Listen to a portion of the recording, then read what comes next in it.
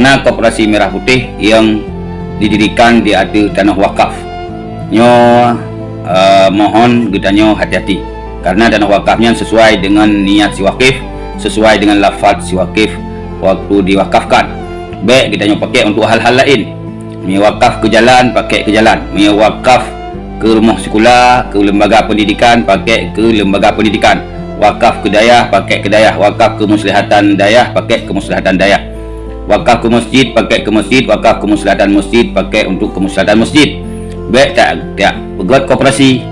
Jadi nyo hanjut dan juga tuan memohon kepada gulai-gulai kamu para alim ulama, khususnya MPU Aceh, untuk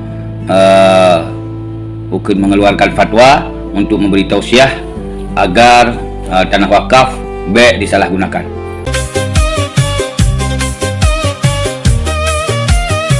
Assalamualaikum warahmatullahi wabarakatuh. Alhamdulillah wassalatu wassalamu ala Rasulillah wa ala alihi wa sahbihi wa man tabi'ah. Asyhadu an la ilaha illallah wahdahu la syarikalah wa asyhadu anna sayyidana Muhammadan abduhu wa rasuluh la nabiyya ba'dah. Harapan tuan atau himbauan kepada Bapak Gesi Tunku Imum yang Naban Sigom Aceh dan tokoh-tokoh masyarakat agar berhati-hati dengan tanah wakaf. Bila tanah yang diwakafkan dalam kampung, baik untuk masjid atau untuk menasah atau untuk kepentingan agama lainnya, artinya untuk kepentingan kebutuhan agama, nyo baik sampai tanah tersebut digunakan untuk hal-hal lain, termasuk napona isu bahawa benar atau tidak itu Allahu a'lam, bahawa koperasi Merah Putih yang didirikan di ada tanah wakaf. Nyo mohon gedanyo hati-hati karena tanah wakafnya sesuai dengan niat si wakif, sesuai dengan lafaz si wakif waktu diwakafkan. Baik gedanyo pakai untuk hal-hal lain.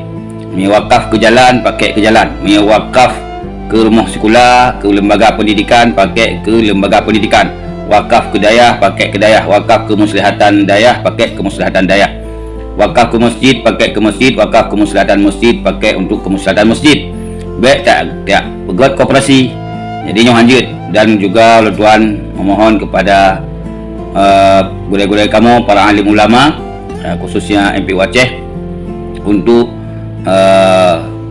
bukan mengeluarkan fatwa untuk memberi tausiah agar tanah wakaf baik disalahgunakan. Kali pengalaman tanya tanah wakaf Belang Padang yang diambil alih oleh mereka, baik sampai tanah wakaf dalam kampung-kampung diambil alih untuk koperasi, khususnya koperasi Merah Putih. Apalagi masalah koperasi Merah Putih nyo perlu kita tak pertimbangkan, karena dengan kedatangan koperasi Merah Putih untuk kita baik sampai menjerat, baik sampai kita ukur lagi mata Belanda je mun, iaitu barang mesti tacok bawanya tapi beliau barang kawaknya, sehingga tidak beda dengan company. Jadi barang tak beliau kawaknya, kemudian barang payah tak beliau bawanya, umpamanya pupuk segala macam payah beliau bawanya, dan barang payah beliau bawanya, dan ium anak tente kadang di lapangan kiban kejadian walaupun pegah peraturan menomor tapi tu karena peraturannya uronyo diatur lain, di miyup lain, apalagi korupsi uronyo kabar jamaah, apalagi korupsi uronyo kan rahasia, kaji rahasia umum.